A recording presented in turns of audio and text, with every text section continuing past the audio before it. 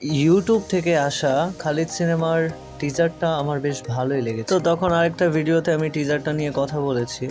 তো ফাইনালি এই সিনেমাটা ইউটিউবে ফ্রিতে পাওয়া যাচ্ছে, চলে আসছে। তো পুরো সিনেমাটা আমি কালকে দেখলাম। সিনেমাটা আমার কাছে বেশ ভালোই লেগেছিল। তো টিজার অনুযায়ী মুভিটা বেশ ভালোই, টিজারটাও বেশ ভালোই লাগছে আমার কাছে। তো ফ্রেন্ডস, সিনেমার স্টোরিটা যদি আমি একদম শর্ট ভাবে আপনাদেরকে বলি, দেন এখানে খালিদ নামে একটা ক্যারেক্টার থাকে যেটা প্লে করে পলাশ। তো তিনি একটা ক্রাইমের সাথে জড়িয়ে পড়ে এবং এই কারণে তিনি বেশ লম্বা একটা সময় জেলে স্পেন্ড করে। জেল থেকে ফিরে তিনি তার ছোট ভাইকে খুঁজতে বের হয়, যে কিনা বেশ কিছুদিন ধরে নিখোঁজ আছে। তো তিনি তার ছোট ভাইকে আদৌ খুঁজে বের করতে পারে কিনা এবং তিনি যে ক্রাইমটা করেছে যার জন্য জেলে যায় তার সাথে ছোট ভাইয়ের মিসিং হওয়ার বিষয়টা কি কানেক্টেড কিনা, এসব জানতে আপনাকে দেখে নিতে হবে খালিদ। এটা বেসিক্যালি একটি ড্রামা, তবে ড্রামাটা খুবই ভিন্ন স্ট্রাকচারে করা।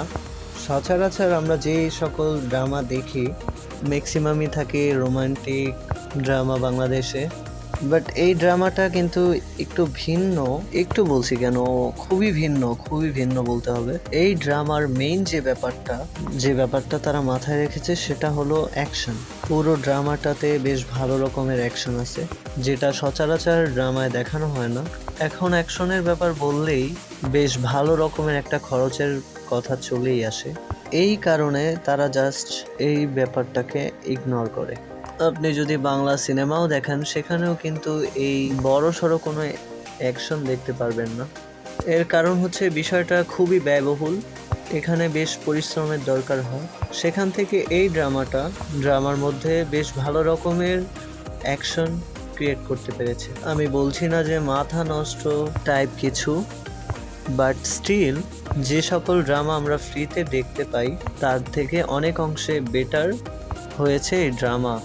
তো এখানে পলাশের যে ক্যারেক্টারটা, প্রতিনিয়ত তিনি যে ক্যারেক্টারগুলো আমাদের সামনে প্লে করে তার থেকেও খুবই বেটার এবং খুব ভালো একটি অভিনয় স্কিল তিনি এখানে শো করেছে।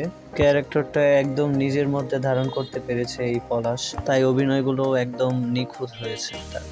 এরকম ভিন্ন মাত্রার কাজ বেশি হওয়া দরকার।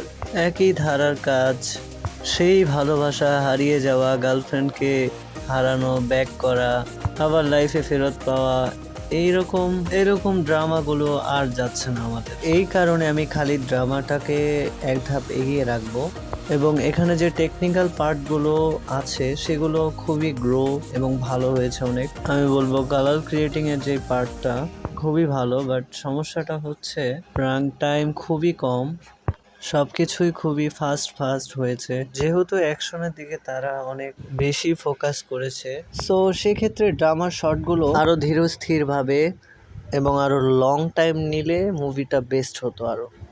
সো তবুও জিয়াউল হক পলাশ অভিনীত এই ড্রামাটা যে তেমন খারাপ হয়েছে এটা বলবো না, হ্যাঁ খুবই ভালো হয়েছে। সামনে হয়তো বা এর থেকে ভালো কিছু নিয়ে আসবে আমাদের জন্য। তো ভিউয়ার্স, আজ এই পর্যন্তই। আপনারা ভালো থাকুন, সুস্থ থাকুন, ধন্যবাদ।